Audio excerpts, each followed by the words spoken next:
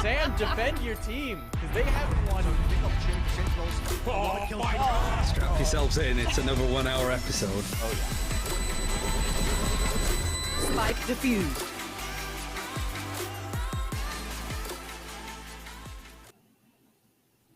Hello everybody and welcome to Press 4 to Defuse, your weekly spot for Valorant esports news and discussion. It's just me and Paul on the pod this week, but we're going to be breaking down the first week of results from VCT and one very surprising roster change. We'll get into it in a moment here, but Paul, how are you feeling today?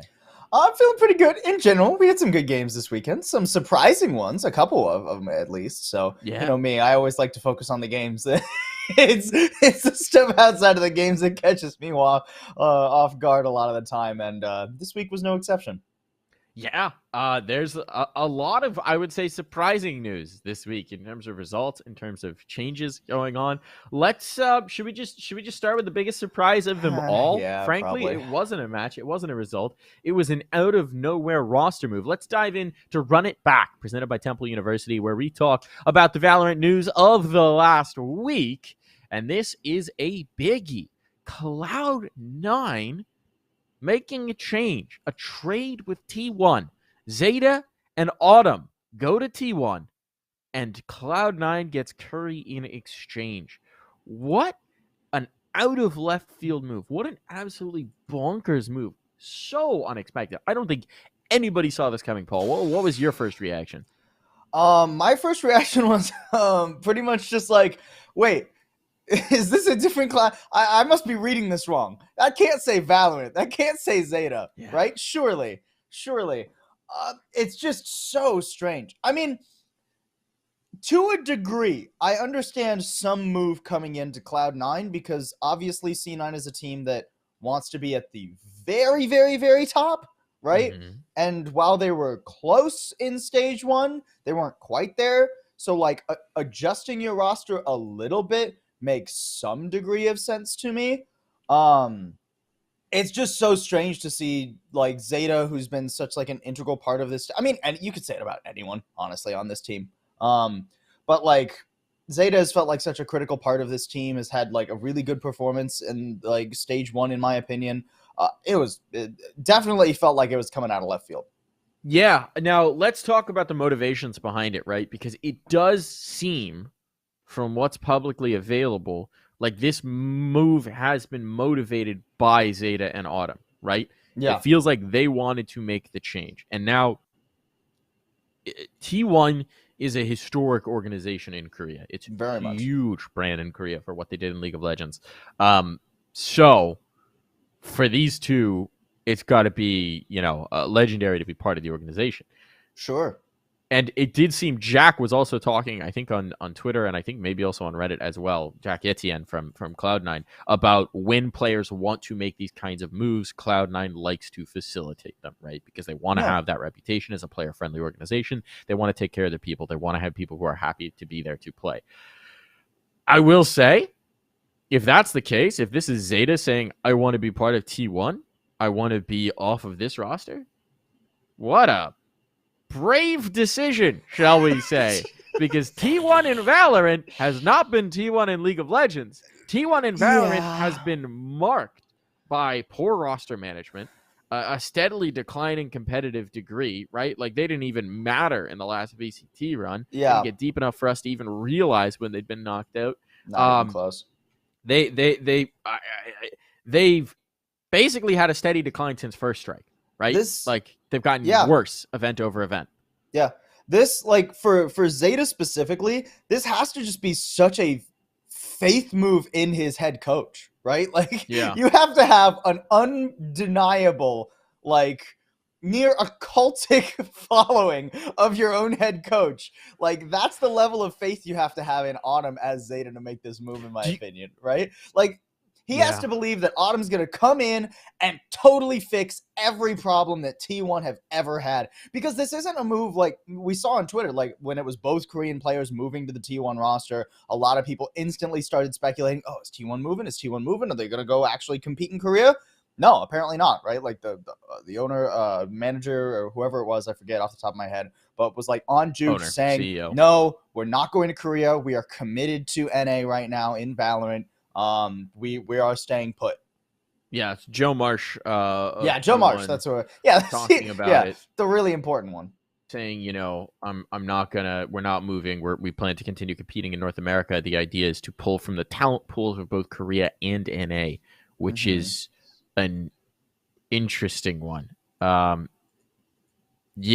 plan is to stay in North America. After meeting with Steel and our GM, we felt that the success we had with a mixed nationality roster when Saya Player was with us, who, by the way, they forced to change his name. They changed his name from Saya Player, was with us, is the best path forward for us since we have scouts in both US and Korea. It's really interesting, man. Not every day you can trade for a coach like Autumn and a player like Xeta. So clearly they're giving the reins to Autumn. At least that's my read on it. And that's what I hope they do. To be.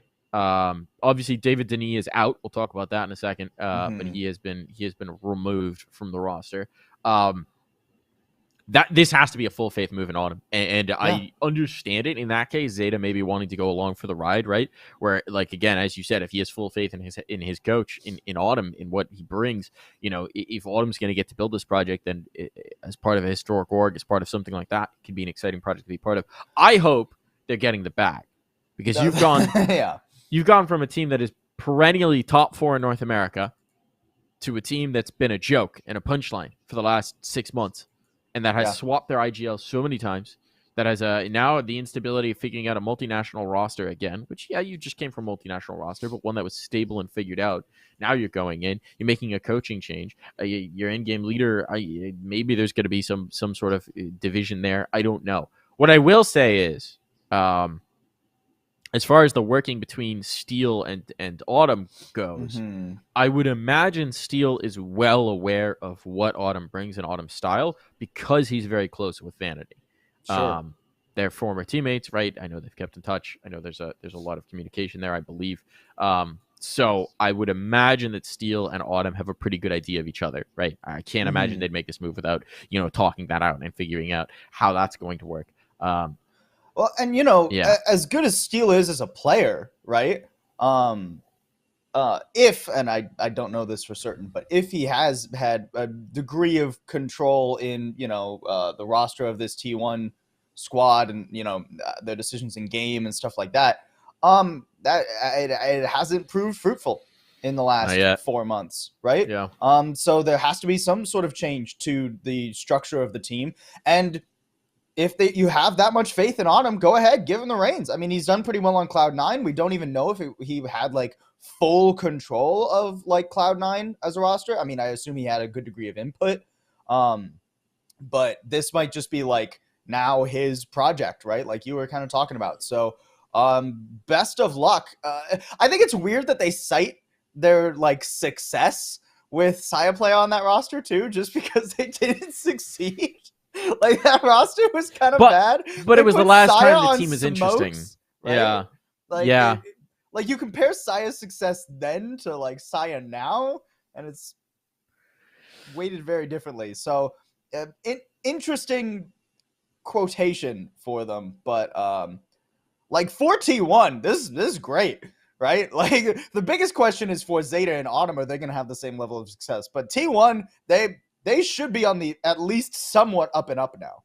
Now the question is, can T1 get out of their own damn way, right? And this is specifically talking about their management and this guy Wawa, who's their general manager, right? Who obviously has his hands in all the decisions with the Valorant roster from what we've seen. Let Autumn work, man. Let Autumn work. Get out of the way to a certain degree. Facilitate the vision for the roster, because a lot of their moves have been suspect. One additional question. Right. Okay. This is just sort of a question to hang in the air. We don't have to answer this one. All right. There's still one slot left on this roster as of right now, like officially to be signed. who's that fifth Korean player, right? Yeah. You think it's coming over? If you're gonna brand yourself as like, we want to do a mixed between Korean and American roster, might as well, Yeah. right? No, it does make sense. It does certainly make sense. But who are they gonna get? What's Lakey up to? True, honestly. I mean, who's he playing for right now? Intro? No. Is he still on like that? Didn't he get picked up by a Japan team, or am I thinking? Yeah, of he was else? playing as part of a Japanese organization. Now he stood in for. It looks like he's still on that Japanese team. Exists. I'm sorry, I'm in the wrong thing. Oh my god, it's just he doesn't exist. Yeah. So there you go. I bet that buyout's not too bad. Go get him. Yeah, that this is going to be really interesting from T1 side. Obviously, their team has been pretty much an embarrassment for a little while, right? And considering the investment they at least seem to be putting into it, you'd expect to see a little bit more out in terms of results. So a complete rebuild is definitely on deck. They do need a change in vision, so I do love the fact that they're going to have just a different coach and presumably different leadership entirely. Obviously, someone else to work with Steele. I do also want to say, I think I did call this, like back when Steele joined this roster, that I didn't think David Denis was going to last much longer. I figured that was going to be. I'm trying to remember if I called it on the pod or just behind the scenes. But if I called it on the pod, I want the clip because I'm prescient there, prescient on that one. Let's talk about it from the other side. Let's talk about the Cloud9 side, right? Obviously, for Cloud9, they weren't able to get over the hump recently, but they were still top 4 competitive team. They were an incredibly competitive team. They were a team that we were looking at to challenge for those international spots. For sure. Now they don't have a Sova. They don't have a Sova anymore. Xeta has been playing Sova a little under half the time for this team. He's the only one on the team who's been doing it. Curry hasn't been playing Sova. So this could lead to some role changes. Now, Xeta was also playing a lot of Breach, I think, and I think Curry has also been playing a fair chunk of Breach. So that should mesh. Never mind. Curry played a tiny amount of Breach. Yeah, but Zeta's also been playing like the Viper for this team a lot of the time, right? Yeah. That's a role that Curry's going to be more than comfortable in. Also, we didn't see C9 play Sova this weekend. Curry's never played, or at least he hasn't played Viper recently, but he's definitely played Viper before. Yeah, not like that's not a role I would be surprised if they slotted him into. Yeah. Although, maybe, you put Mitch back on like Viper duty or something, and you move Curry onto a more dedicated set. I don't know. There's a lot of things that you could do with this, right? Yeah. And on the Sova point, we can touch on this a little bit more later when we get in like deep into the games. But they didn't actually play Sova this weekend at all. They played Fade instead. So maybe they're just moving. Maybe the Sova nerf has C9 spooked, and they want to move away from Sova. Or somebody else will just pick it up, which is also very possible. Sova, you don't need to be as big of a nerd with those lineups anymore now that he's nerfed too. So like, you just need to know your recon lineups, and you're mostly fine. It's going to be really interesting to see what composition they break out in this next week's matchups. It's going to be super illuminating for what they're going to be doing long term.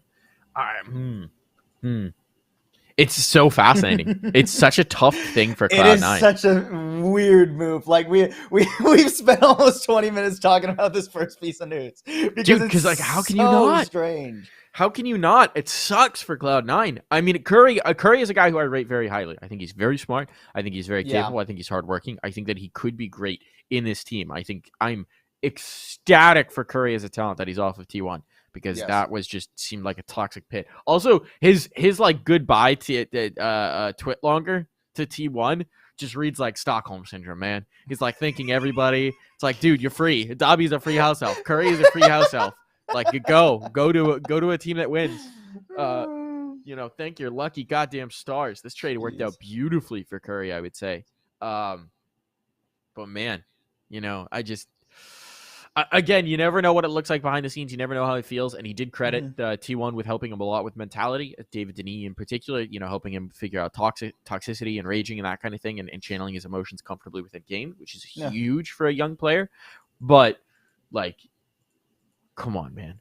Don't like that. That was not a good situation as a player. not for your stock. This is a much better move individually. It should be an environment in which Curry can shine. And I am really looking forward to seeing what Curry could do now that he's, first of all, completely unshackled from any in-game leading duties, which he already had been with the addition of Steele. But it is frequently tough for a player in a roster to give up in-game leading within that roster and not still be thinking like one, right? That's always a tricky transition. So fresh start, fresh space, fresh roles, perhaps. Like, I'm very excited to see what Curry can do here. I do think it's danger zone for Cloud9, though. How do you feel about it, Paul? My biggest problem is when it's happening, right? If this had happened 3 weeks ago, I'd be like, cool. It's also stinky poo-poo, yeah. Cool, weird, but cool. I'm for it. Like, you're already 1 week into the season, right? We talked about this a lot last stage when 100 Thieves started making... I mean, 100 Thieves moves were much bigger than this. But, it's always tricky to change your roster. And not just the fact that they've changed their roster, but they've lost their their head coach as well, changing their roster. So now we're in a place where, like, communication is potentially in limbo, structure is potentially in limbo for C9 as they, like, figure out their new dynamic.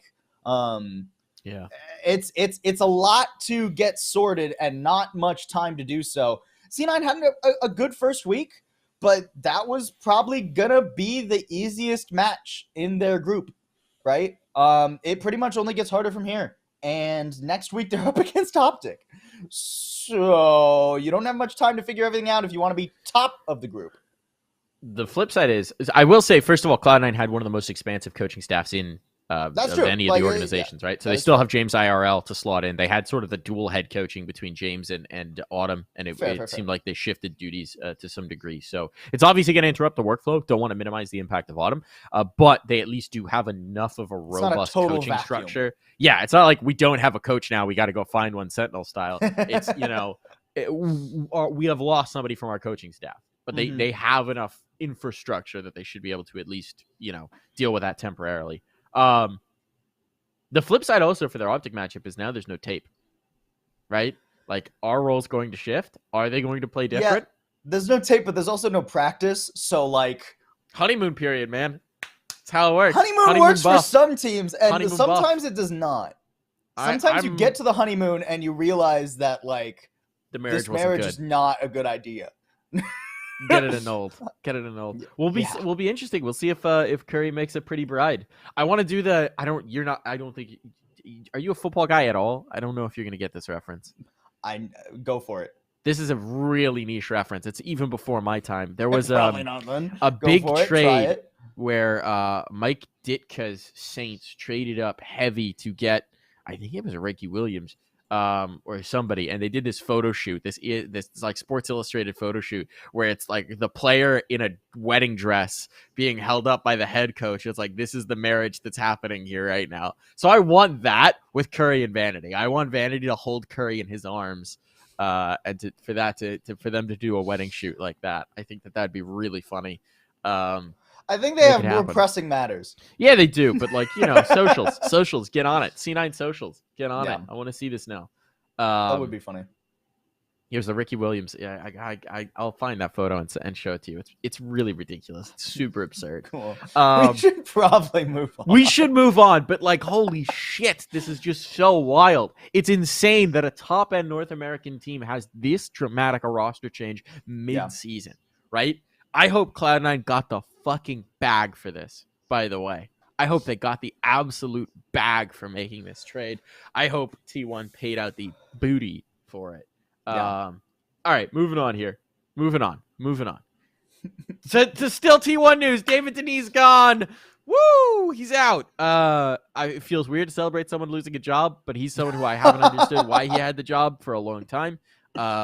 It just felt like a situation. I mean, I'm just going to pull up. I feel like I just need to pull up Dazed's Twitter right now because he's been tweeting about it recently. What is Dazed's Twitter? God, he's got some weird thing, right? Dazed God or something. Oh, God, what is it? Talk about David Denis while I'm trying to find Dazed's I will Twitter. say, I mean, you're more familiar with David Denis than I am, but I will say, like, part of this move is like you look back at how long David Denis was on this roster while it was just like slowly falling down. And I think this kind of you can kind of attribute part of that to the T1 management structure. They're not a team that really makes a lot of knee-jerk reactions, even when things are going like really, really, really poorly. Which I think is cool to a degree. Now, whether or not it was smart to keep David Denis as a head coach for, 15 months while the roster kept getting, the results kept getting worse and worse. I got some tweets to talk about here. Yeah. Okay, go for it. All right, so here's Dave's tweet from May 7th. Professional esports is just so ridiculous. If only I wasn't so naive. I had no idea Game of Thrones was being played in the shadows by some random family therapist. How that man was capable of gaining so much control is beyond me. That's about this guy who's on the screen right now, by the way, in case you didn't put that one together. Then let's see. There was another one earlier. He's tweeted about this a few times over the last few months, if I'm not mistaken. Otherwise, he's just tweeting about basketball, which I don't care about. Come on.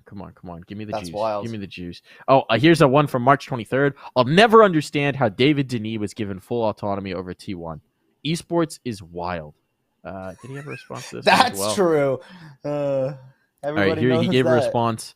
Question: do you think T1 would become a blah blah blah blah blah? Well, we played for 4 months. We made closed, which is top 8 teams. 2 of the players hadn't played Valorant before those 4 months, so we were improving a lot rather quickly. Well, this is about his exact team. All right, here we go. Why is that wild? Some context, and here's his response: because he's some random 45-year-old guy with 0 experience. How he managed to get full control strategically and roster-wise is just wild to me. The ideas he proposed strategically that I had to shoot down were completely laughable. That's rough. Oh, that is pretty rough. Anyway, I love those tweets. I loved seeing them. This was just one of those moves where when I saw it in his announcement video, he just this has been my like particular Michigas, my particular craziness is how did this guy get the team? How did because he even in his rostered video, he's like what Dave said about family therapists, like he was not even it was like homeopathic psychology stuff was his background. It was naturopathic medicine was what he said. Sure. Which is not is like crackpot homeopathy stuff. And go ahead. Well, I was going to say, and to be fair, he does have some competitive experience, right? Like before Valorant. It's not like he talked about playing Quake in the 90s. That is not the same. Esports was not even, like, it was so different. But he also was like a performance coach with like C9 League and like CS:GO for a while. Not that like that worked out very well either. I'm not defending him. I'm not saying he should have been given full reins. Like there is technically some esports background there, but none that should give you the level of confidence that you can just hand him the reins for 15 months. He was a mentality coach with C9, which is presumably where the connection came in, because I think it came through automatic. That's the only logical connection I could see between them. Yeah. But yeah, no, that one's just so... And that he had control for so long while they were on such an obvious decline to anyone who was paying attention, right? The length of that is the really wild part to me. It's just absurd. It's insane. It's a wild one, and it really does just make me question the management over at T1 and who's controlling this. But anyways, I will stop harping on this. At the end of the day, somebody lost their job. That's we have one of those spent things half that, like, the show now on this C9 G1 craziness, dude. It's just craziness, and I've been talking about I've been ranting about David Denis for a year now, for a very long time. Like a year plus at this point. So I feel a little triumphant right now. Again, I feel like a bit of an asshole for feeling this good about it. But on the flip side, it's just absurd to me that he's just ruined this roster for so long. And I really hope that the talent that's on it can shine now that he is gone. All right, moving on. We'll blow through some of these because the next ones are about EMEA, and we don't care about that when Sam's not here. Big welcome, Lucker and Musashi. They obviously had a rough start to their VCT season. They lost Gaw B to the CS team within the organization. They're figuring things out. They're in a bit of a mini rebuild. Cool to see Lucker back on a team. Yeah, I mean, we'll see how this goes. Any thoughts, Paul, before we scoot? Not really. Just that both these players rather were in rosters that somewhat succeeded but didn't quite get to VCT. So it's not surprising to see teams like Big that want to go for a little bit of a restructure reach for guys like Lucker and Musashi.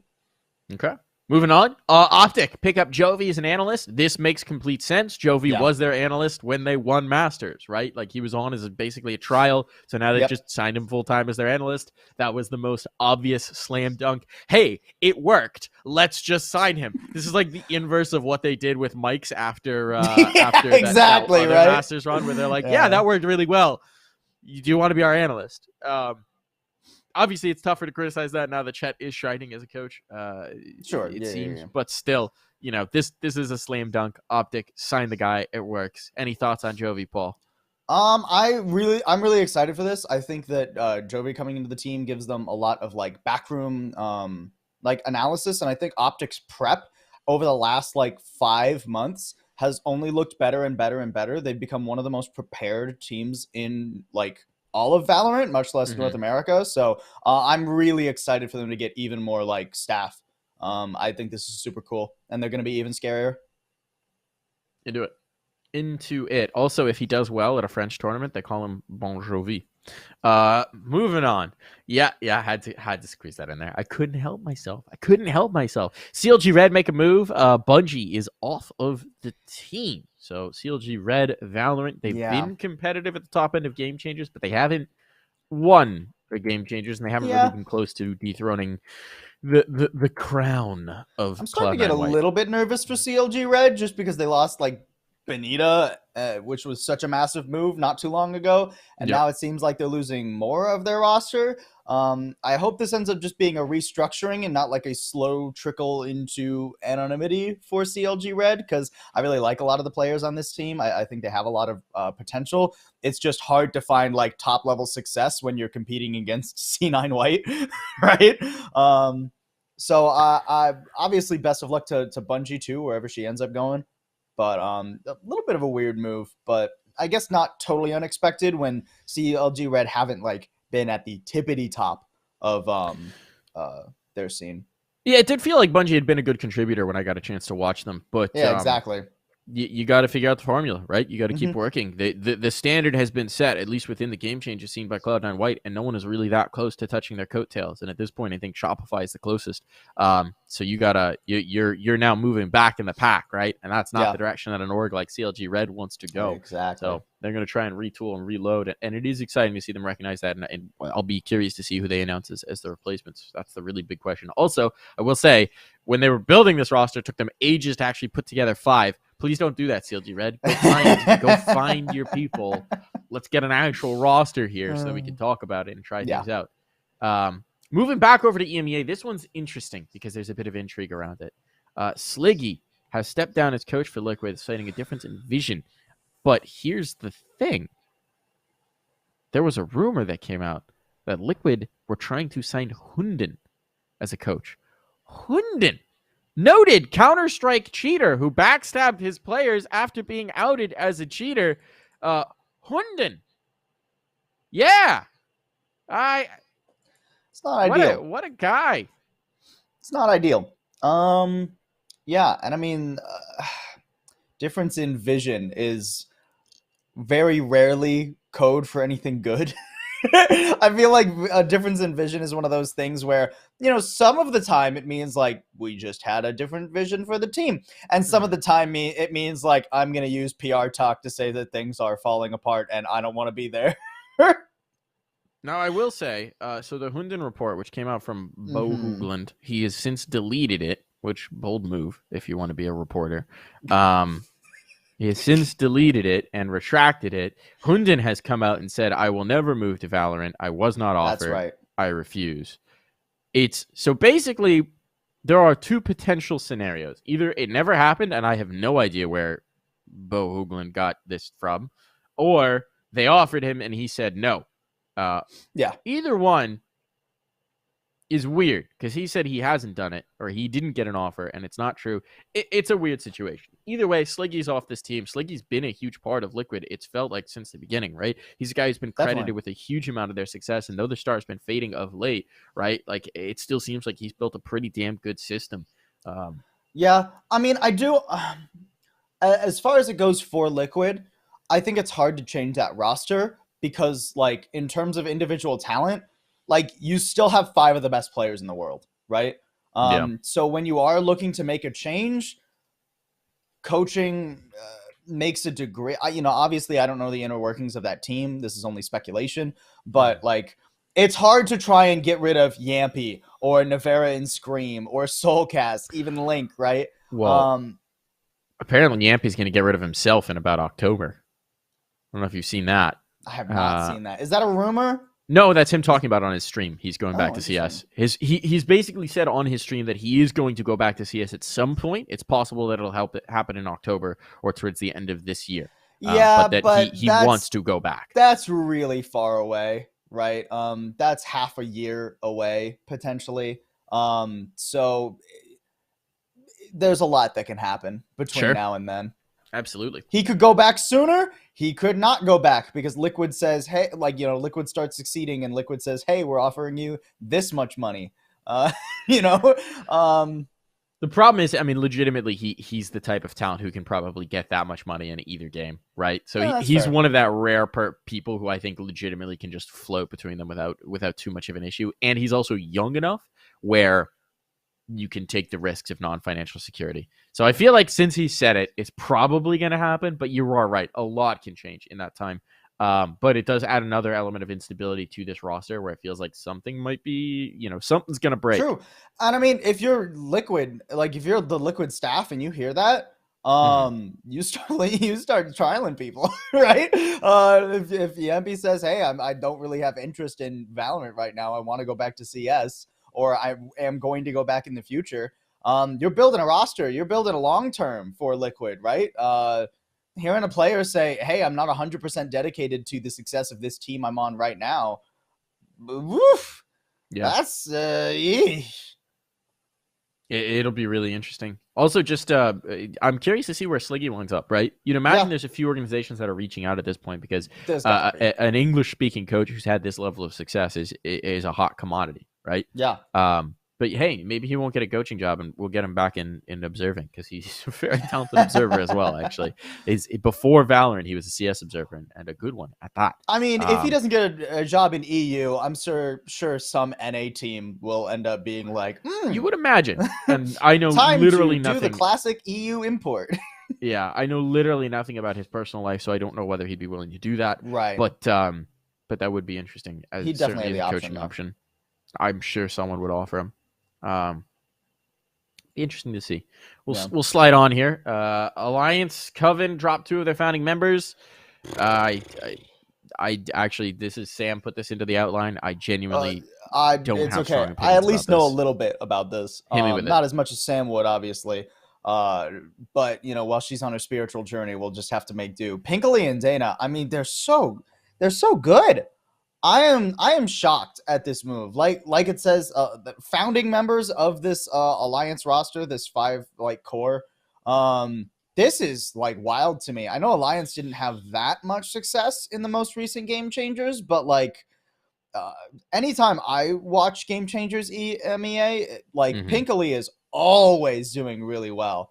And as I understand, Dana, captain, so IGL, massive voice within the team. This is a big move for a potentially huge restructure for the Alliance Coven squad. And it feels a little bit out of left field. Maybe just because I'm not super deep connected into the Game Changers EMEA scene. But it feels wild. What's interesting as well is normally with the phrasing of this kind of tweet, you would almost assume that it was them getting bought out by somebody else, right? We part ways with our captain and with Pinkley, a official statement to follow at a later time. That feels like they're getting picked up by somebody, right? Type of move. Or, I mean, it could also be that they aren't happy with the success of the team right now, and they've decided to step away for some reason, right? Or they aren't happy with the contract cheddar that's being Yeah, offered. And think that they also can get very something possible. elsewhere. I mean, these are two really good players, so Yeah. it's very possible that some other team that wants to build a super roster in Game Changers EMEA was like, "Hey, here's the bag, take it." They both have looking for team tweets out, which tells me that they're not getting picked up. Probably not right? that then. Yeah, but it'll be interesting to see. Be interesting to see where they wind up. Anyway, we'll move on there. CS can't stop trying to clown on Val. This is the whole twist thing. Yeah, I don't think we need to spend too much time on it, but sure, we'll touch on it. This is Twist gave an interview after a match at the major. He's competing in the CS major in Antwerp, where he said, we saw so many new players move to Valorant because they just wanted the easy money, about players making the swap from CS to Valorant, and about the gutting of the NA scene. Yeah, I feel like I'm gonna field this one, Paul, if that's all right. Go for it. Being as the CS guy, it's not exactly wrong, and it's not exactly true. And I think Twist has actually been in the replies to some of these talking about the fact that he wishes he, had more context to give. He'd just come off of a match. He was, running hot kind of thing, maybe not being as careful with his words as he could have been, but he doesn't think it's wrong. There was no money in CS is the thing, right? In CS right now, there are maybe 4 NA teams that are salaried, only 3 that are salaried at a top level in North America. So unless you are the top end of players in NA, there's not financial options. There are teams that have made huge strides, that have qualified to huge events and gotten massive opportunities, that are still unsigned and are competing to, field themselves to eat that week. They're playing cash cups, they're playing tournaments to earn the prize money to survive, right? Yeah. There's a lot of those. And that's a very stressful situation. Yes, it is tough out there for North America. And before the swap, I was just looking through the VCT teams and figuring out of all the CS players who swapped, who had salaries at the time that they swapped. And I think only 2 players. I went through the list, and I think the only 2 players who were salaried at the time of their switch to Valorant were Ethan and Som. Som is part of Gen G, and that team was in the process of dying, though him leaving kind of triggered the death. And then Ethan obviously was the only player who was top end competitive at the time that he swapped. Yeah. It's brutal out there for North America. It's been brutal. It's been brutal since before COVID. It's been brutal through COVID. And I do not fault anybody for making the swap, whether it was just because they wanted to try a new thing or whether it was because they didn't have the financial opportunities in CS.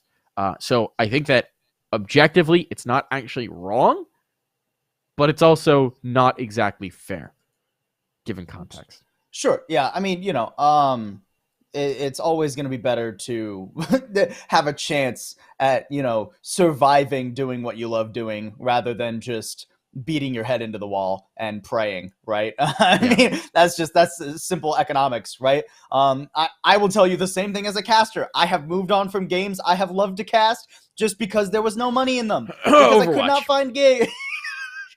Because I could not find gigs, right? And it doesn't mean that, someone's just trying to make the easy money.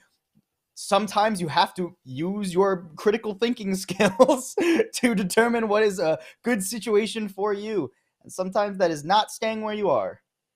Yeah. And the flip side is also when Twist was competing at a tier 2, tier 3 amateur to semi-pro level, it was a long time ago, and the scene was very different, and the opportunities were very different to ascend through the scene. So he's been top end for long enough that he hasn't really felt the sting of the shrinking of the North American scene. Right now, he's competing as part of FaZe, which is an international roster. He is the only North American on the team, right? Like his situation is somewhat unique, and he is enormously talented, and he is enormously hardworking. Don't want to take anything away from him. Absolutely. But it is brutal right now to try and climb the ladder in North America. It's really tough. I mean, even guys who are now on top-end competitive teams like Floppy spend time in Valorant because at a certain point, if there's no career opportunities, you got to go looking for something. So, yeah, it's tough out there. It's tough out there. All right. Moving on. There's a Misfits rumor. They're rumored to be signing Zoe and Katie. We'll move on from that one real quick. Just slide through that. This is the big one. Version 1 is apparently set to bench Xander.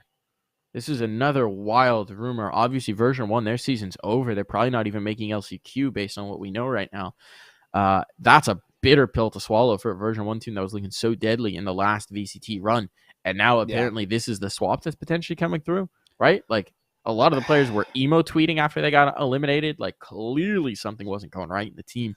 What do you think about this, Paul? We talked about this a bit last week after they failed to qualify, right? And like the tweets all coming out were like, things are going really wrong internally. We need to fix, our communication. We need to fix the team dynamic, right? And last week I said, V1, they're going to make roster moves. The only question is how badly do they blow up their roster and who gets caught in the explosions, right? It's obviously rough to see Xander, a player that it feels like has been key to version 1 for so long, right? Be the first one to hit the bench. I doubt he's the last, honestly, with like how V1 were sounding after they failed to qualify. It's brutal, but it's not unexpected. Yeah. He's got to be a hot commodity, though, right? Player who's in-game led, player who's had massive impact while in-game leading, player who's been regarded as one of those really hot talents. Yes, but also, like, to who? Because everybody's season is over. Except the guys who are in VCT, and the guys who are in VCT are already there. They already have the rosters that they're pretty confident in. So, like, unless you get teams like, I don't know, EG or something wants to make a move mid-season, right? Or, I don't know, maybe like Ghost, maybe like, I don't think he'd sit well on FaZe. Yeah, I mean, where do you go at this point? Where do you go for the next 6 months while you're waiting for VCT to wrap up? It's tough. All right, so I'm going to throw out some names that I think could potentially, I don't know if they'll do it this week, right? But potentially look at a change in leadership. TSM, if you wanted to swap Rossi for Xander. I'm just throwing things out here. Okay. Tell me if I sound like an absolute madman. I don't think they'll do it, but FaZe. No. Yeah, I don't think they do it. They're not going to do that.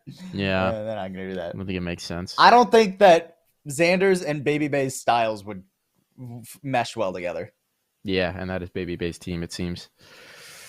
Oh, yeah, you're right. I don't think there's an obvious swap. There's just nowhere to go, right? Deshmerda asking about what about LCQ for, I presume this is for version 1, talking about for version 1. We don't know exactly how the point distribution is going to look, but if it follows the plan from last year, there's a very, very, very good chance, and I think it's even the most probable outcome, that they don't have the chance for playing in LCQ. That they don't get a spot. But we'll see. Yeah, I mean, either way, right? LCQ is so far down the line. At least version 1's making the moves now, rather than a week before the tournament, right? But, so Xander will have a chance to make some team that goes into LCQ as well, right? So better now than in 4 months, right before last chance, but it's rough. It also feels like, so just to look back at what version 1 has basically done since Vanity left, right? Which it's been a while now, but they've been searching for that magic in-game leader, right? Yeah. Xander seemed to be it last season. I don't know what the hell's gone wrong. Very curious to hear more about the internals, if that any of it comes out. Before that, it was Odorous that they tried. And then they were like, nope, swapped Odorous out. So, quickly. They're just, ripping the cartridge out of the Nintendo right now and trying to slot in different things until they find the game they want to play. Hey, right? Maybe they'll pick up one of those IDLs we were talking about earlier. Who was it? Yeah. Oh, wait, we were talking about a coach. What am I on? We were talking about a coach, yeah. Put Sliggy in they could use a coach too. I'm not going to lie. Right? Based on what we were talking about yesterday, right? EMEA is apparently very tight with Zelsa's in that system. It'd be really interesting to see if they swap. I got it. This also says Wardell is not likely to return, right? Which I think makes sense. You're not going to why would you? Wardell in for Xander. Why would you? You'd swap him for Whippy. Do anything. Yeah, and they didn't play particularly well with him in. Yeah. I like how he just instantly includes Wardell too. That just drives. Because the second, any team that Wardell has even sneezed on is brought up, all the Wardell fans are coming into your comment section and going, Wardell? Question mark? Wardell? Question mark? Question mark? Truth. Anyway, we'll move on. We'll move on down the line. Let's talk about NA VCT Stage 2, Week 1, because we're already like 50 minutes into this podcast, and this was the big thing that we were supposed to talk about. So let's talk about it. We've got our early results. First game, stunner, 100 Thieves, dumpster the guard. They dumpstered the guard. What happened, Paul? A lot. A lot happened in that series. That is definitely, I spent like 10 hours rewatching like VCT VODs from this weekend. That series has the most notes by far, even though it's like a very decisive series. 100 Thieves very comfortably beat the guard there. I think you can kind of boil it down to a couple big talking points though. And I think it's all of these happening at once that makes it so decisive for 100 Thieves, right? Like if it was just one of these, it probably would have been a much closer game, but all of these happening at once makes it a little bit difficult, right? 100 Thieves, I think, came in with really good prep and really good pacing. They, especially on their attacking sides, they dismantled the guard. Anytime 100 Thieves was attacking in that series, guard looked lost. They were not prepared for how 100 Thieves approached attacks on Bind or Fracture, either map. Guard's defense also looked a little bit weird, especially on Fracture. They just sort of sat there and then tried to play retake like 3v5 a lot of the time. They weren't like getting aggressive map control or anything like that. So like that's the first big point. The other big point is the roles were a little bit strange for the guard on those two maps in particular, right? Like Saya moves off of the entry and onto Sentinel so he can pick up Chamber. Jonah P is now on entry instead of like flashes for the secondary. He's playing the Rays. I don't think either of those moves are horrible, like in principle. I'm curious to see it, like if that stays on other maps where Jet is more viable, because those aren't two very good Jet maps, right? And who picks up the Chamber elsewhere if they're still playing Chamber. A lot of teams have moved away from Chamber, since the nerf came into the trademarks, right? We see a lot more teams doing like Cypher and Viper a lot this weekend too. But I think that looked a little weird. Saya didn't look super comfortable on the Chamber. He was getting caught and read really well by 100 Thieves a lot of the time. So I think those are like the two biggest points, and those happening at the same time it makes it look pretty bad for guard. They kind of have to either pivot back to what was working or get this new look locked in really quickly, in my opinion. Yeah. All right. We'll see. We'll see as well. Because, I mean, obviously there's a lot of just your role is completely swapped from last VCT, right? There's a lot of tape out on you. You're the team with the target on your back now. And especially for 100 Thieves, right? It's the revenge game. This was a huge game for this new roster to prove themselves early. I'm sure Nadeshot is smiling still somewhere, knowing that they're not getting 13-0'd by the guard. They're embarrassing them back the other way. It'll be interesting, I think, really in this week's matchups to see how the guard rallies. They've got Ghost this week. That should be a very beatable opponent. That should be a winnable game. Yeah. Should be very winnable. It was, comfortable, close but comfortable victories for Xeta. That's where you want to look at this team and you want to see how they rally, because that's going to tell you the story of their season, right? Taking an early embarrassing loss can actually be a good thing for a team if it has the right result from it. Yeah. But we'll move on to the next game. Well, and real quick, I just want to touch on 100 Thieves. Yeah. They kind of look like the guard did at the beginning of last VCT, right? Brand new roster, bunch of young guns. They come in on their honeymoon phase and they played really well. They played really, really, really well. I don't want to take like this win away from like the 100 Thieves roster and just be like, oh, the guard are falling apart. I think the guard are struggling a little bit, but 100 Thieves coming in with as much heat as they did totally caught the guard off guard, for lack of a better word, right? Like 100 Thieves looked really phenomenal. They had really cool post plants. They had really cool executes. On Fracture especially, they were doing a really cool thing on their attacking side where they would just spend the first like 30 seconds of a round farming all 4 ult orbs across the map, which gave them really decisive rotations. Like every single round they had like a game-changing ultimate between like the Showstopper, the Orbital Strike, and the Rolling Thunder. Like it's really cool stuff that 100 Thieves are doing right now. This restructure looks good, like not just in the 5 players, but like obviously the coaching staff has put in a lot of work. Sean Garris and Mike definitely in like the back room, like coming up with an extensive playbook. Yeah, nerding out on it hard. And I mean, this is ahead of the schedule that we had talked about on the show. I know you talked about, is it going to be too early? Are we expecting them to sort of start to really be the 100 Thieves we're hoping they're going to be by mid-season? Well, starting out hot off the gates means that schedule moves up. I'm going to be honest. Comparing this week to like last 2 weeks of 100 Thieves, they look like they were surfing stretch a little bit in the I'm sure they were. Right? I'm sure they were. No reason to show out your new tech. You play vanilla if you don't have to show what you got. So very exciting for that team in particular. Luminosity 2-1 Sentinels. Also, speaking of very exciting, Sentinels obviously just picked up a new coach. Luminosity, I was big upping as a team that could be really competitive this season. Starting with a strong victory over NA's Darlings, helps you a big amount in doing that. How did you feel about this matchup? God, that series was so good until we got to Fracture. That series was so good until we got to Fracture. Tens dropped 40 on map 2.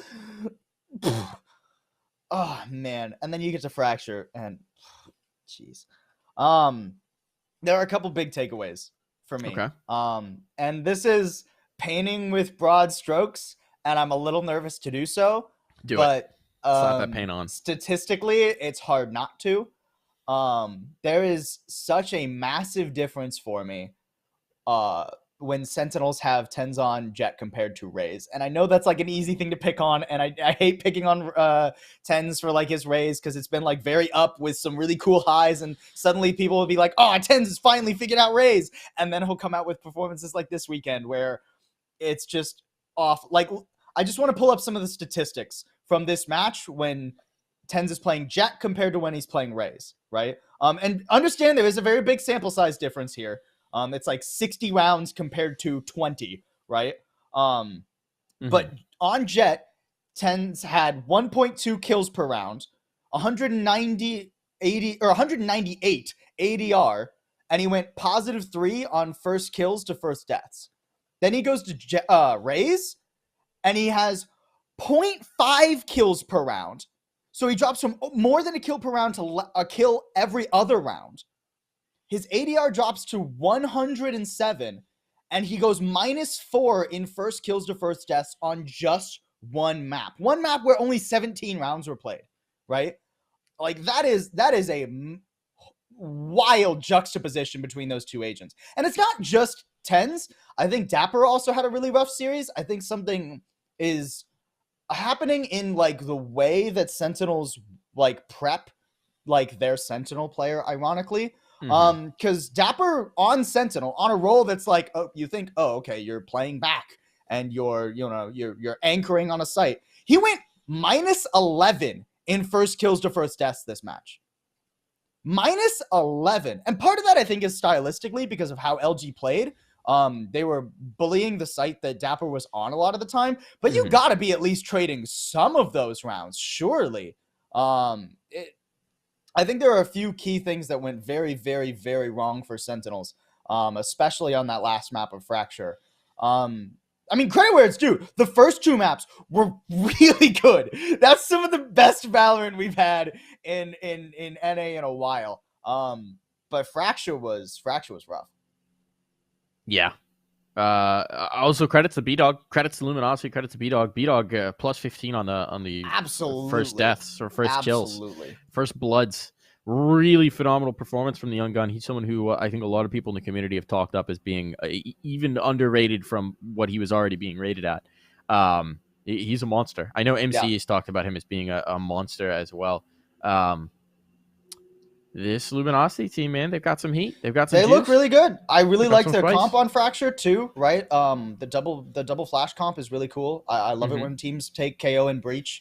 It's not the optic comp because they're not running the Neon. They have the Raze instead. But I mean, you put Mata on Raze. Obviously, you put Mata on Raze on a map where he can play Raze. Don't put him on a Neon. That'd be wild. They had really great post plants. I literally have in my notes, B-Dog is a beast. So, phenomenal play. They definitely earned their win. Definitely did. Moving on down. Optic 2-0 FaZe Clan. Expected result, perhaps. How did FaZe look in that one, Paul? Like FaZe? like FaZe, running it down. Yeah. And Optic looked like Optic, running it down, but with like actual prep and strategy instead of just whenever we feel like going. Yeah. Yeah. That's all, Dicey I don't shooting have much good. to say about it. It was a very decisive win for Optic. It's what you wanted to see the Masters winners come back in and take a team like FaZe, right? Just for the sake of good Valorant, you didn't want to see that game be particularly close. And it wasn't particularly close. FaZe didn't look lost, but Optic comfortably won. Yeah. Yeah. Perhaps to expectation. Do you expect FaZe to rebound to get some other teams in their group, or do you think this is going to be kind of their story? I think it will depend. I think this was a match that they were never going to win, Sure. especially with how much prep Optic had been putting in recently. I think it is. I'll say the same thing I said about FaZe last week. I think it's definitely harder for FaZe to pick up wins in VCT Actual than it was in the Open Qualifier, just because teams have footage on you, teams have prep time against you, right? We have a whole week between matches. Who did they play next? LG. It's a stretch to say that they're going to beat LG or maybe even look competitive in that series, honestly. I think there's a chance it's like a 2-1 if FaZe pull out a map LG's maybe not expecting, but that's going to be a hard match. They can beat EG. I think they could beat EG. I think that'll be a good game. They could maybe beat Sentinels, depending on the week, right? But I think FaZe are going to struggle in this group. Okay. That's what we're looking at early on. Xeta 2-0 Ghost Gaming. That's close games. Close games, yeah, right? Those individual maps were really close. But I was just glad to see the first map at least was really close. The second one was a bit more one-sided for Xset. I was at least very glad to see Xset come back into VCT swinging. We talked about this a little bit last week, that Xset is a team that has been like toward the top of NA Valorant for the the majority of this year, honestly. Even toward like last year with like the performance in LCQ, they did really well. I was glad to see Xset this weekend. I think they really returned to form. Obviously, I think Zekin had a crazy weekend. I love watching that guy play, dude. Zekin is a young monster, honestly. BCJ had a really good weekend too. He's a lot of the reason that they won that first map of Haven. And credit where it's due to Ghost Gaming. I think that there is room for Ghost to grow still. I don't think they've reached their peak, and I think that they could maybe give us a few upsets over the course of this stage. Okay. Moving on down the line, NRG TSM. NRG take that one, continuing their really strong form from qualification. Is NRG a threat for the big dubs? How do you feel? Yeah, I'm gonna be honest. I actually think both these teams are potentially threats. Okay. You know me, Mike. I love to clown on TSM. I love to. Yeah, we all do on this show. But every week TSM wins me over just a little bit more. You're in on it? More. They had some really cool Fade stuff this weekend on Breeze. I love the teams that were including Fade. I think I don't think that Fade is like the overpowered, gung ho, oh my god, she's gonna be a monster and ruin the meta character that everybody knee-jerk reaction to her to be, including myself. I did that. Oh yeah, me too. But I think there are maps where Fade is going to be really good, and especially on Breeze, I think that's one of them. There were some rounds where Fade was, I was like, whoa, guys, come on. The Fade is getting no value here. But I said the same thing about Optics Neon at the beginning of last stage, right? Fade is still really early. I think the teams that are picking up Fade now in 5 weeks are going to look a lot better than the teams that haven't touched her yet, just because they have that option to use Fade, right?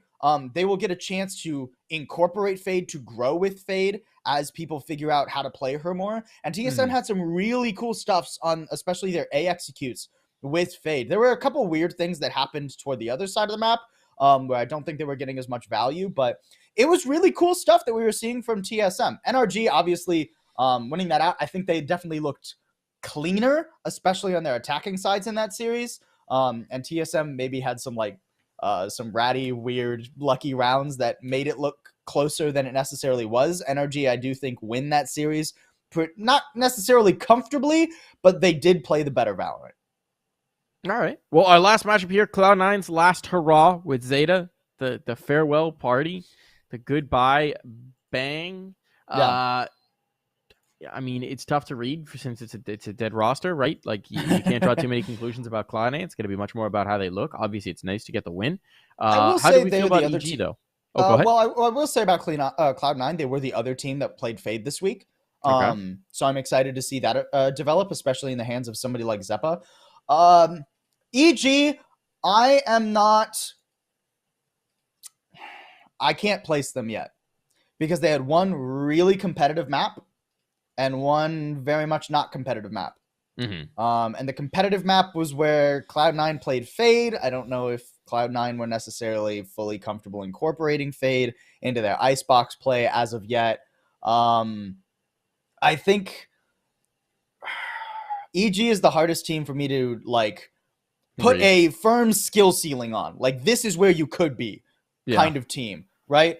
Because they obviously have players that I have a lot of faith in, right? Like we've talked about Calm. We love Calm on this show. I think Calm is a really underrated player.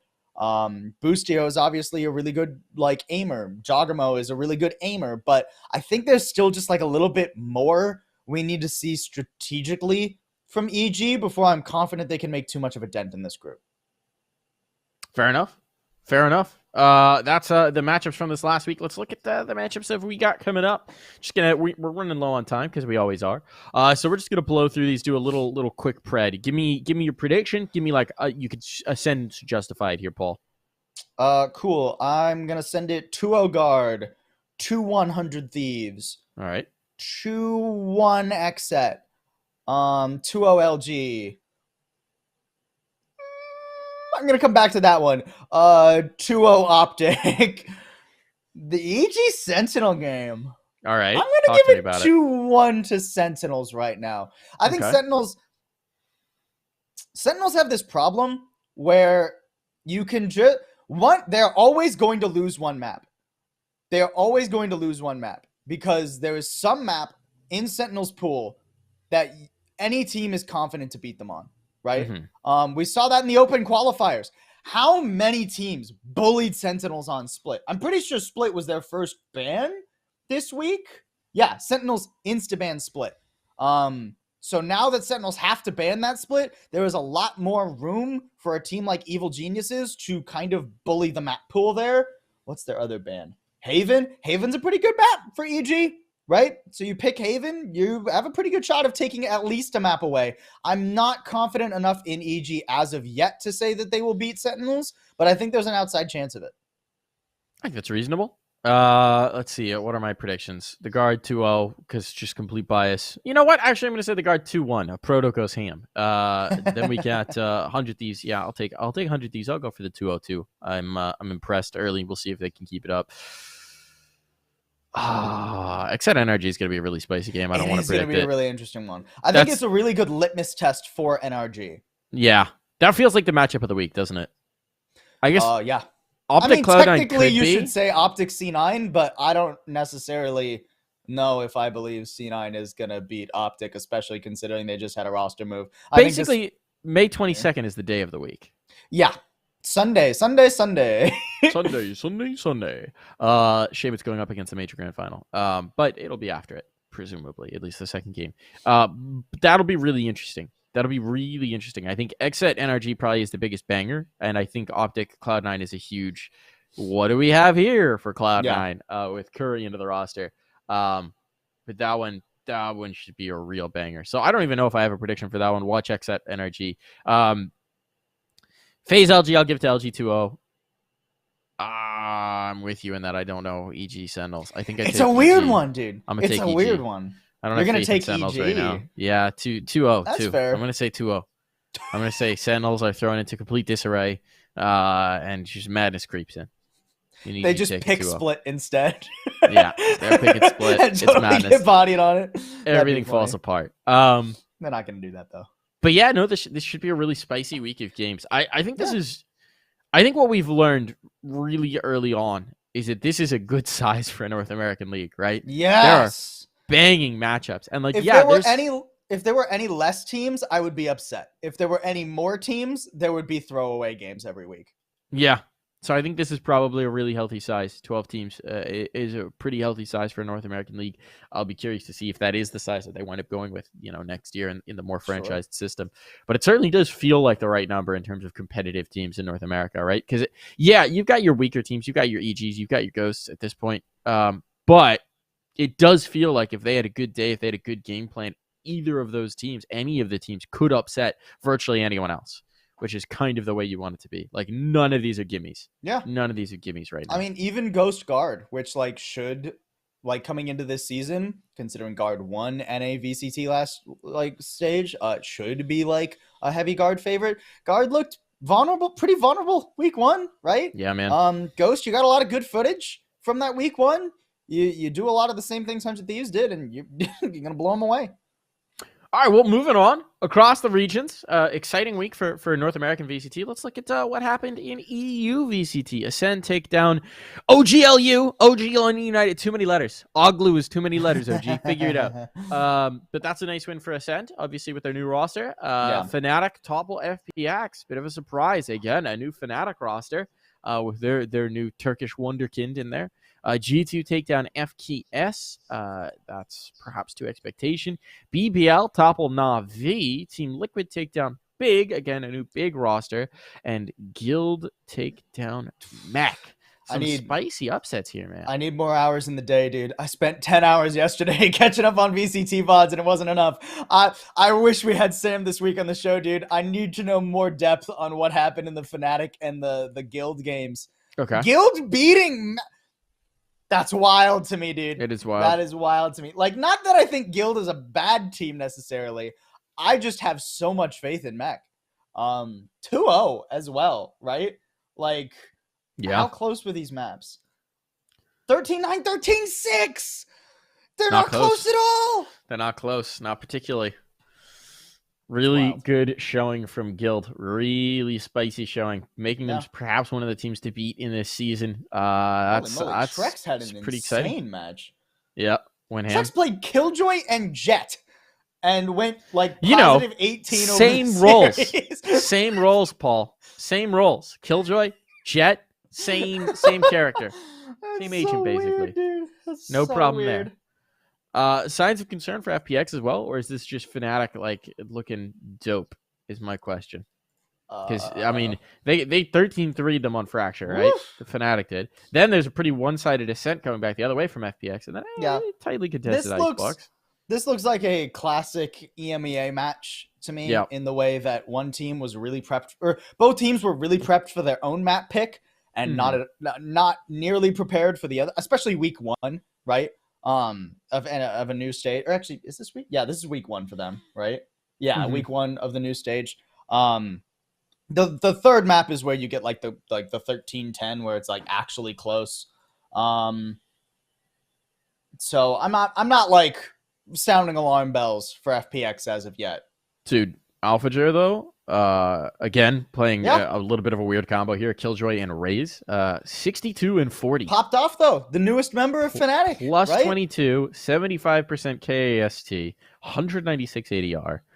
Only a +1 in the first kills first death, but he does have the most first kills on the team with 8. Yeah. That's really exciting. It seems like they may have just found themselves a new star. Yeah, right. Which is spicy. Great pickup. Approved. We were wondering about those roster moves, right? Obviously, it was one of the situations where it's but it seems like Fnatic's done it again. Their scouting department deserves a raise again. Fnatic's scouting department has just been top tier, hasn't it? Yeah. I mean, they've never had a change that then didn't go immediately well for them, I don't think. Yeah. At least not in a long time. Every time they make a move, it feels like the community's like, why? And then it's an upgrade, and we're like, oh, okay. Got it. Understood. So we'll see if they can keep it going, but obviously that's a huge crown to take early on, and that sets them up really nicely going forward in the group. I mean, there's now no one that you don't have faith that Fnatic can at least beat, right? Yeah. Let's take a look at next week's matchup. Speaking of Fnatic beating somebody, poor OG. They get Fnatic. Ooh, that's going to be rough. FPX G2, that should be a banger. That's going to be an interesting one. I think that's definitely the match of the week here. Looking across both groups, that's the most interesting match of the week. Because G2, I mean, I think Focus is going to get beat up in this group pretty badly, right? So I'm not like too sold by like the G2 win, especially it was really close. Hello, it was 14-12 and then 13-11. I think G2 have a lot to prove to me especially. I think they looked lackluster at Masters in their losses, especially. So there's a lot to prove right now for G2. I feel like we are a couple bad losses away from G2 doing G2 things again with their roster. And this week could be one of those bad losses. Interesting. I like the portent. Despite getting the 2-0 last week, we think they're in for a fall here. So you're picking FPX on that one for sure. Yeah, there's some interesting games. Definitely that FPX G2 match is going to be the match of the week to watch if you're only picking one. That'll be the move for sure. I mean, the group B matches are all like somewhat interesting, right? Yeah. Like Big was supposed to be like a pretty exciting team, or at least somewhat exciting team coming into this. They obviously didn't do too well in the first week. Liquid versus BBL is super interesting now that BBL has beaten Na'Vi. Mech versus Na'Vi is interesting because like they're both supposed to be kind of good in this group and didn't really perform well in week 1. So I'm intrigued. I'm intrigued by all of the Group B matches, but the FPX G2 one is the big one. Yeah. We're gonna have to see how this goes. Then we're just another thing to touch on before we wrap on up here is a little check in with the NSG Summer Champs. Yeah. Check in a little recap of what we've had going on here. We had the Fullerton LAN, which was apparently a banger. ZMMB take it. They get the win. The Zero Marksmen take another one. Rolling up 2-0. I think they might be top of the leaderboard at this point. We'll check in with the point total in just a second. But this event, you had Shaz playing on a mixed team. You had players like Benita coming on out. There was a lot to like. Emily came out, Annie Mall. A lot of spice going on at the Fullerton LAN. It was apparently a good time, Paul. Yeah, I mean, it was a really cool event. I if anything, I think this just proves that I think people sleep on the Zero Marksman teams a little bit. I really like Zero Marksman Black. I think it's a solid roster that they've got going right now with like Bjork, Jonah Six, Lear, right? Like Mina too. Mina's like crazy a lot of the time. I think that's a really good team of just like players that I could see Zero Marksman Black losing, especially now that like a lot of big orgs are in their off season because they didn't make VCT stage. I'd like to see a lot of those players get like tries on like more, like be the rookies on more veteran rosters, if that makes sense. It is interesting to me that we don't see some of those signed organizations coming out to tournaments right now, right? Like, admittedly, I understand that at this point, obviously, if you're a team like T1, you're going through flux and changes, so you're not really trying to go to a LAN. And there's a few teams like that. But I would expect to, as we get later in the calendar and teams have had a little bit of time, once they made the decisions, to maybe see some signed organizations at these kind of tournaments. The prize pool isn't exactly endearing, but it's about getting that LAN XP, right? It's about getting that in-person XP. It's about getting that experience. And there's so many LAN. Like, pick your LAN, right? Pick like your LAN? There's a million LANs happening across the country here. So pick your LAN. You surely have to have at least most of your players near one of these LANs. Yeah. Now moving on, there was also the online number 6. That's Oxygen Academy taking the dub there. Well done. Obviously, this one, Source toppled by TSM. The TSM Oxygen Academy finals is a nice one. Academy gamers. That Oxygen Academy team, it does feel like they're going to be interesting to watch down the stretch, man. I'm telling you, dude, the second Redux hits 16, Oxygen Academy. Oxygen is going to just dump money into this roster. It's going to be their like actual roster, and they are going to blow through a qualifier. But here's my question, right? Mm-hmm. That going to happen, or is it as soon as he hits 16, Redux is going to get picked up by someone else? That is also very possible. Either way, Oxygen are smiling, right? Because they get to sell Redux to some big team. But I think there are other parts of this roster that are really good as well, right? Like I always think of Verdi. I think Verdi is a super solid, like more so veteran presence, like comparatively at least, for this team. I think Verdi does a decent amount of the. I'd have to look at the roster again, but I think he does a decent amount of calling too. And him and Redux just work so well together. I'd love to see at least that duo get put on like another team. like Yeah. when Redux actually hits 16, which I think is like still another year off. Well, check in with the leaderboards here. Let's see where the point total is. And sure enough, Zero Marksman Black, they got all the points. They got 13,050 points, 5K up, basically, from their next closest competition, which is Oxygen Academy, who took the online. So it's looking good for those guys to make it to the Summer Champs, and it'll be really interesting to see them compete. Obviously, we still got Xeta. They won the Philly LAN. You got a fair few familiar names there on down the list on the Summer Champs leaderboard points. And the next LAN coming up is this weekend, and that's in North Brunswick. So that's the 21st and 22nd. If you're in the area, head on over to North Brunswick. I think there are 9 teams signed up at this point, so get yourself signed up. It's a $3,500 prize pool, if I'm not mistaken, if not higher. So definitely go tune in, check that out. It'll be a good time. If you're on the East Coast, make the trip, make it happen. You could be the next Zero Marksman Black. There's also, as you can see, Denver, Bakersfield, and Georgetown still coming up. Georgetown being the next one down in Texas. I feel like Georgetown is an unfortunately named town because you say Georgetown, it's like which one? Yeah, I mean there are a few. So many. But that is the one. So check it out. Check out the LANs. Make sure you come on out if you haven't before. LAN is always a good time, folks. And that's going to wrap up our show here. Another Press Forward to Defuse in the books. Only 20 minutes over our time slot, as we are so wont to do. Thank you so much for tuning in. We'll see you next week for more Press Forward to Defuse action. Goodbye, everybody.